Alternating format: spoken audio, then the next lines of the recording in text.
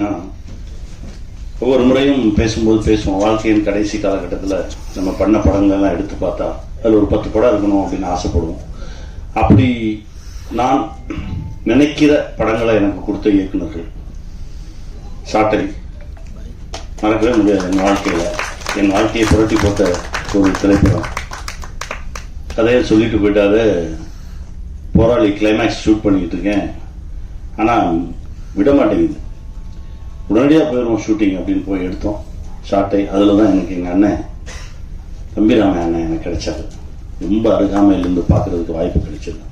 ஒரு படைப்பு தான் நிறைய நல்ல மனுஷங்க நம்ம கிட்ட சேர்க்கணும்னு சொல்லுவாங்க. தம்பிராம அண்ணன் எனக்கு அதில் கிடைச்சாரு. அதற்கு பிறகு இங்கேருந்து ஆரம்பிக்கும் தலைக்கூத்தல். என் வாழ்க்கையில் மறக்க முடியாத ஒரு படைப்பு. தலைக்கூத்தலை எடுத்து பார்த்தா எத்தனை தலைமுறை ஆனாலும் அந்த படத்தை பார்த்துக்கிட்டே இருக்கலாம். ஜேபி, ரொம்ப சந்தோஷம், நன்றி. கார்மேனி செல்வன் ஒரு படம் இப்போ பண்ணிட்டு இருக்கோம்.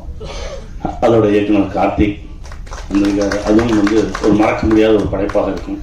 கார்த்திக் எங்கள் அண்ணனை பற்றி நான் சொல்லிக்கிட்டே இருக்கணும். ஏன்னா அது வரைக்கும் அத்தனை படைப்புகள் வந்திருக்கு, இன்னும் வரும். எழுதும் போதெல்லாம் எங்கள் அண்ணன் இருப்பார். அந்த சக்தி எனக்கு இறைவன் கொடுத்துக்கிட்டே இருக்கணும். எங்கள் அண்ணனோட பயணிச்சுட்டே இருக்கணும்னு நான் கேட்டுக்கிறேன். நன்றிண்ணே. மணிமாறன் சார் சங்க தலைவன் அப்படின்னு ஒரு படம் பண்ணணும். அதாவது இப்போ கூட 18வது மாநில மாநாடு எனக்கு ஒரு அழைப்பு விட்டுட்டு இருந்தாங்க.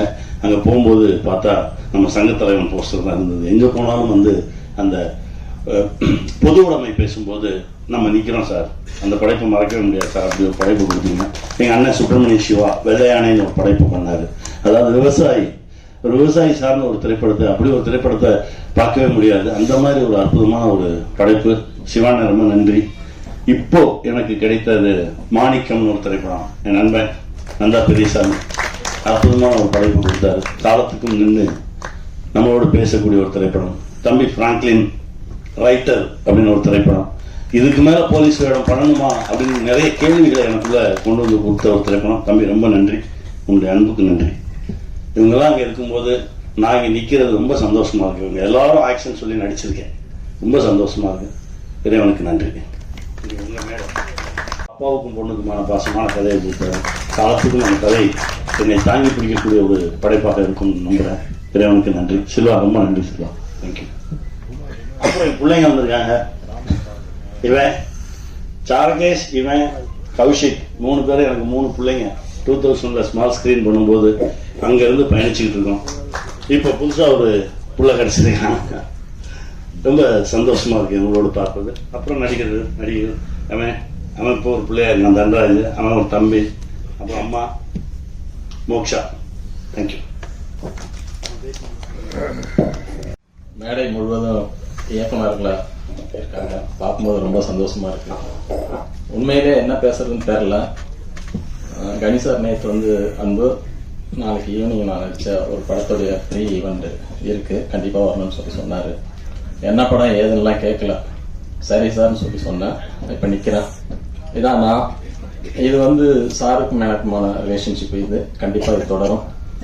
வந்த பிறகுதான் இந்த படம் ராமம் ராகம் அது தெரிஞ்சுது. பார்த்தேன். உண்மையிலே எல்லாரும் பார்த்தோம், ரொம்ப நல்லா இருந்துச்சு. ஒரு தந்தை மகனுக்குமான ஒரு பாச போராட்டம் ரொம்ப ரொம்ப நல்லா கன்வே இருந்தது. எமோஷனலா கண்டிப்பா வெற்றி பெறும்ன்ற நம்பிக்கை எனக்கு இருக்கு. ஏன்னா வெற்றி பெறும் அந்த மாதிரி கதைகளை தான் அவர் செலக்ட் பண்ணுவாரு. படம் ஓடுது ஓடலைன்றதை தாண்டி ஒரு நல்ல படம் அவர் கணிசா இருந்தாருன்னா படம் நல்லா இருக்கும்ன்ற ஒரு நம்பிக்கை ஆடியன்ஸ்ட கொடுத்துருக்காரு. ஆனா இந்த படம் நல்ல படம், கண்டிப்பா ஓடவும் செய்யும். All the best whole team. Thank you. So வரும்போதே சொல்லிட்டாங்க நண்பன்ட்டு. ஸோ தெலுங்கு சினிமாலேருந்து நிறைய படங்கள் நடித்து ஒரு டைரக்டராக தமிழ் சினிமாவுக்கு வராங்க. வாழ்த்துக்கள் மச்சான்.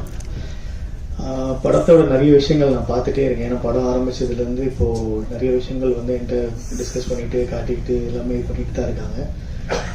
எப்பயுமே அப்பா அப்படின்னா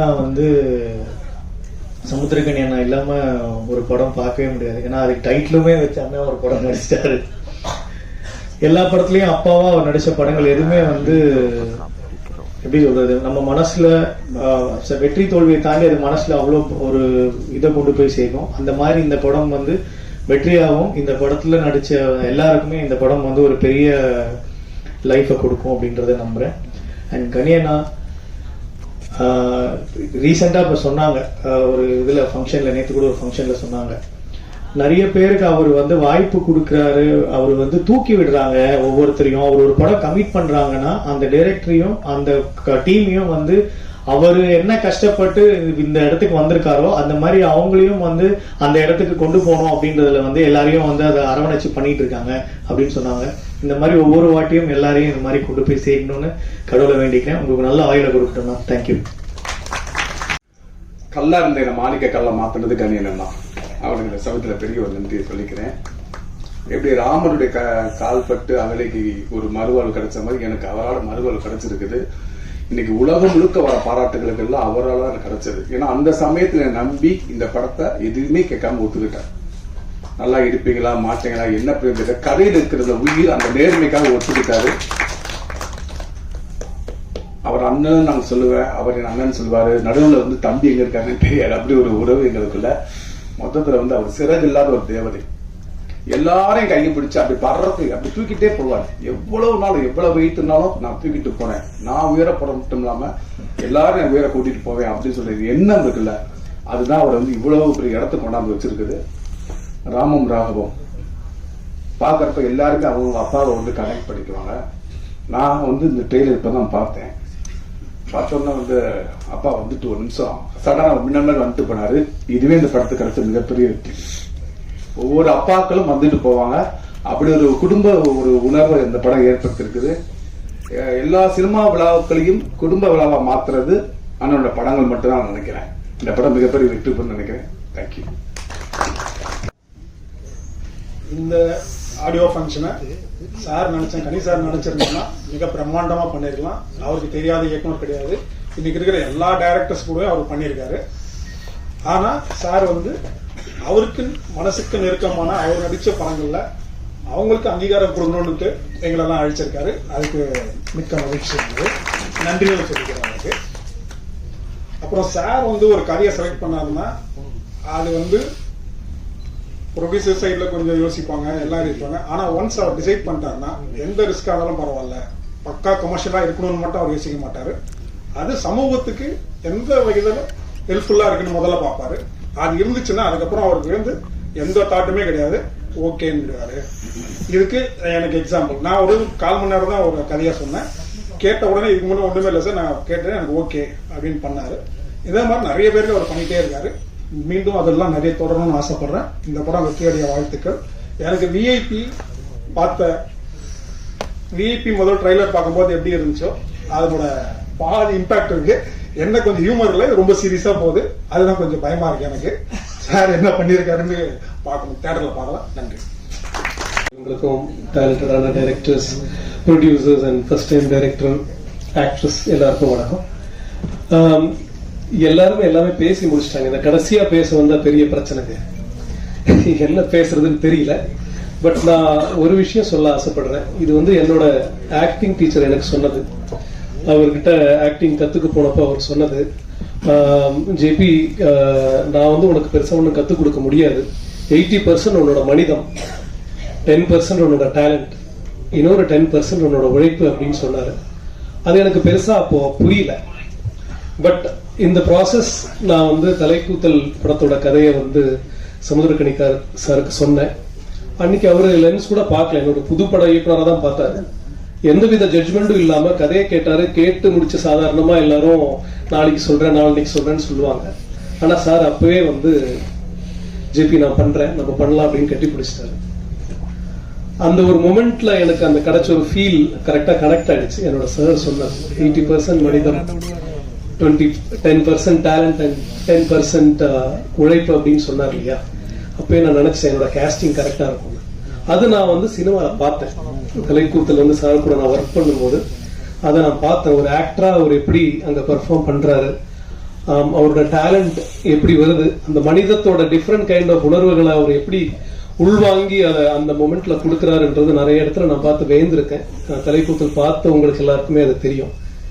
ஆக்சுவலா கண் கலக்க வச்சிருவாரு. அதை பார்த்தாக்கா நாங்கள் ஷூட்டிங்ல நாங்கள் எல்லாருமே எழுதிட்டோம். ஒரு சீன்ல லைவ் ஒன் போகுதுன்றதுனால இன்னும் எல்லாருமே கண்ட்ரோல் பண்ணி வச்சிருந்தோம் அந்த ஷார்ட் முடியிற வரைக்கும். அதுக்கப்புறம் எல்லாரும் காஃப் பண்ண ஆரம்பிச்சாங்க, அழுதுகிட்டு இருந்தாங்க ஒரு பர்டிகுலர் சீன்ல. ஸோ அண்ட் தலைக்கூத்தல் எல்லாரும் மறந்து இருக்கிற இந்த டைம்ல திடீர்னு என்னை கூப்பிட்டு ஜேபி நீங்க வரணும் அப்படின்னு சொன்னதுக்கு நான் பெரிய என்ன சொல்றது, தேங்க்யூ ஸோ மச். தேங்க்யூ. அது ஒரு பெரிய ஒரு விஷயமா நான் நினைக்கிறேன்.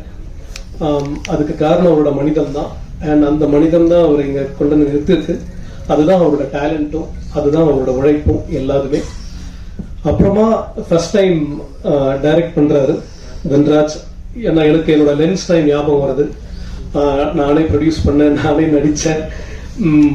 அண்ட் டெஃபினட்டா இங்க உங்க முன்னாடி நான் பேசியிருக்கேன். அண்ட் எல்லாருமே அவ்வளோ சப்போர்ட் கொடுத்துருக்கீங்க லென்ஸ். இப்போவும் லென்ஸ் பத்தி எல்லாரும் பேசுறாங்கன்னா அதுக்கு காரணம் மீடியா தான். அதே மாதிரி இந்த ஃபர்ஸ்ட் டைம் முயற்சி ராமம் ராகவத்துக்கு உங்களோட எல்லா சப்போர்ட்டும் இருக்கணும் அப்படின்னு நான் வேண்டி கேட்டுக்கிறேன். இந்த படம் வெற்றி பெற மிகப்பெரிய வாழ்த்துக்கள். வணக்கம். உங்களோட சேர்ந்து கொஞ்சம் வருஷத்துக்கு முன்னாடி தலைக்கூத்தல் படத்துக்காக அங்கிருந்து கனியனை நேர்காணல் செஞ்சிருக்கேன், அண்ணனை நேர்காணல் செஞ்சிருக்கேன். இன்னைக்கு இந்த இடத்துல இருக்கிறது கொஞ்சம் பதட்டமா இருக்கு. ஏன்னா எதுக்கு நீங்க உட்கார்ந்துருக்கீங்கிறத. பரபரப்பா ஓடிட்டு இருக்கிற இந்த மானுட சமூகத்தை கொஞ்சம் கையை பிடிச்சி நிறுத்தி பொது உடைமையையும் பொதுவா நம்ம அலட்சியப்படுத்துற நம்மளோட உடைமைகளா இருக்கிற அப்பா அம்மா மனைவி மாதிரியான உறவுகளோட உணர்வையும் கொஞ்சம் சத்தமா சொல்லி செல்லமா ஒரு அரைஞ்சு மனுஷனா வாழ்றதுக்கான வழியை போட்டு கொடுக்கிற எளிய மனிதர், தமிழ் சொல்லும் அறம் சுரக்கிற சமுத்திரக்கணி அண்ணனுக்கு முதல்ல பெரிய வணக்கம். இந்த கனிவான அகத்துக்கும் கடுமையான முகத்துக்கும் சொந்தக்காரரா இருக்கிற அப்பாக்களுக்கான ஒரு உருவம் தயாரிக்கணும்னா அதான் சமுத்திரக்கணி அண்ணன். அது தமிழ் சினிமா எப்பவும் தவறப்பட்டதே கிடையாது. பெரியோரை வியத்தலும் இளமே, சிறியோரை இகழ்தல் அதனும் இளமேனு கணியன் பூங்குன்றன் சொன்ன வார்த்தைக்கான அடையாளமா இந்த சிறுவனை இந்த மேடையில உட்கார வச்ச கணியண்ணனுக்கு மீண்டும் ஒரு பெரிய நன்றி. சேகுவாரா சொன்ன உடனே சொல்லிட்டு நான் நிறைவு செஞ்சுக்கன்னு நினைக்கிறேன். சேகுவாரா சொல்வார், நான் வீழ்ந்து விட்டால் என்ன, என் துப்பாக்கியை ஏந்தி கொள்ள என் தோழர்கள் தயாராக இருக்கிறார்கள், தோட்டாக்கள் ஒருவரும் தூங்குவதில்லைன்னு சொல்வார். அப்படி அவருடைய தோட்டாக்களை ஏந்துவதற்கான, துப்பாக்கி ஏந்துவதற்கான இயக்குநர்களை தொடர்ந்து உருவாக்கிட்டே இருக்கிற இந்த சமுதிரம் என்றும் வற்றாது என்ற பெரிய நம்பிக்கையோடு தமிழ் சினிமா என்றும் வாழும். தமிழ் சினிமா நம்பி வந்த எல்லோரும் நிச்சயம் வாழ்வோம் அப்படிங்கிற நம்பிக்கையை தொடர்ந்து கொடுக்கிறவங்க எல்லாருக்கும் நன்றி. அதே போல இந்த நிகழ்ச்சிக்கு வருகை தந்திருக்கும் வெல்விஷர்ஸ் மற்றும் இங்கே இருக்கக்கூடிய அற்புதமான இயக்குநர்கள் அனைவருக்கும் வணக்கம் மற்றும் படக்குழுவினர் அனைவருக்கும் வணக்கம். என் குருநாதர் சமுத்திரக்கணி சார், அவருடைய முதல் அவர் இயக்குன ஒரு சின்னத்திரை சீரியல் தான் நான் நடிக்க ஆரம்பிச்சேன். ஸோ அப்போலேருந்து நான் அவரை பார்த்துட்டு இருக்கேன். ஸோ ஒரு வெற்றி இயக்குனரா சின்னத்திரையில் இருந்தாரு. அதற்கு பிறகு திரைப்படங்கள் போய் இயக்க ஆரம்பிச்சாரு. ஒரு சில படங்கள் இயக்குனாரு. அது பேசப்பட்டது, ஆனா அது பெருசா ஒரு வரவேற்பு கிடைக்கல. அதற்கு பிறகு எந்த ஒரு யோசனை இல்லாம மீண்டும் சின்னத்திரைக்கு திருப்பி இயக்குனாரு. அதுக்கப்புறமா திரும்பவும் இல்ல, எனக்கு பெரிய ஒரு விஷயத்த இருக்கு, நான் அதை நோக்கி போகணும்னு சொல்லிட்டு அதுக்காக ஃபேமிலி கிட்ட எல்லாம் சொல்லிட்டு, உனக்கு என்னமா பணத்துக்கு எந்த குறைச்சல் இல்லை, நம்ம பாத்துக்கிறோம் அப்படின்னு சொல்லி வீட்டுல வைஃப் கிட்ட கூட சொல்லிட்டு திரும்பவும் சினிமாவுக்கு போனாரு. ஆனா அந்த முறை ஒரு அசோசியேட் டைரக்டரா போனாரு. அதுக்கப்புறமா பொறுமையா ஒரு படமா இயக்கி அதுக்கப்புறமா ஒரு பெரிய நடிகரா மாறினாரு. அப்போ அவர் எங்கேயுமே நிக்கவே இல்லை. எப்பவுமே ஓடிக்கிட்டே இருக்கணும்டா, வாழ்க்கையில் நம்ம சாதிக்க வேண்டிய விஷயங்கள் நிறைய இருக்கு அப்படின்னு எப்பவுமே சொல்லிக்கிட்டே இருப்பாரு. இன்னி வரைக்கும் அதான் சொல்லிட்டு இருப்பாரு. அண்ட் அதையும் தாண்டி நம்ம தம்பி ரமேஷ் சார் சொன்ன மாதிரியும் அவர் எப்பவுமே என்கிட்ட சொல்ற ஒரு விஷயம் என்னன்னா, குடும்பத்துக்கு வேண்டிய செஞ்சிடணும்டா.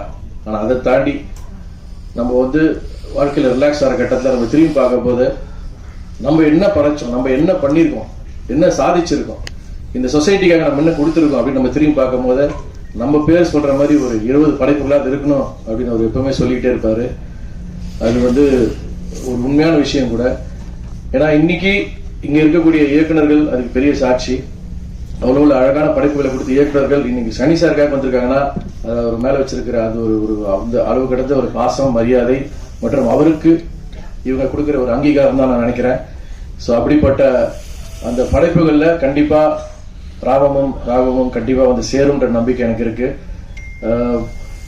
அவர் இப்ப சொன்னாரு, அதாவது தன் பிள்ளைகளுக்கு தாண்டி வந்து ஒரு மகனா வந்து என்ன வந்து அவர் வந்து பாதிச்சு வந்து ஒரு அங்கீகாரம் கொடுத்திருக்காரு. உண்மையில ரொம்ப சந்தோஷமா இருக்கு.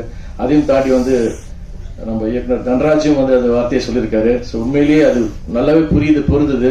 ஸோ இந்த கதை எப்படி இருக்க போகுதுன்றது வந்து ஒரு தந்தைக்கும் மகனுக்குமான இருக்க ஒரு அற்புதமான உணர்வு. அதை வந்து ஒரு அழகான படைப்பாக வெளியே கொண்டு வர போறாங்க. ஸோ எல்லாரும் போல நானும் காத்திருக்கிறேன். நானும் ஒரு தந்தை தான். என் மகனுக்கும் எனக்கும் ஒரு கண்டிப்பான ரிலேஷன்ஷிப் அந்த பர்டிகுலர் ஏஜ் குரூப்ல எப்படி இருக்குன்றதை நானும் பார்க்கணுன்றத ரொம்ப அவரோட காத்துக்கிட்டு இருக்கேன். ஸோ இந்த படம் ஒரு அருமையான வெற்றி பெற வாழ்த்துக்கள். பிருத்வி ஒரு அருமையான ப்ரொடியூசர் ஃப்ரம் துபாய். ஸோ மென்மேலும் நீங்கள் அற்புதமான படங்களை இயக்கணும், தயாரிக்கணும். அதே போல தன்ராஜ், வெல்கம் டு தமிழ்நாடு. தமிழ் உங்களை வாழ வைக்கும், கவலைப்படாதீங்க. All the best.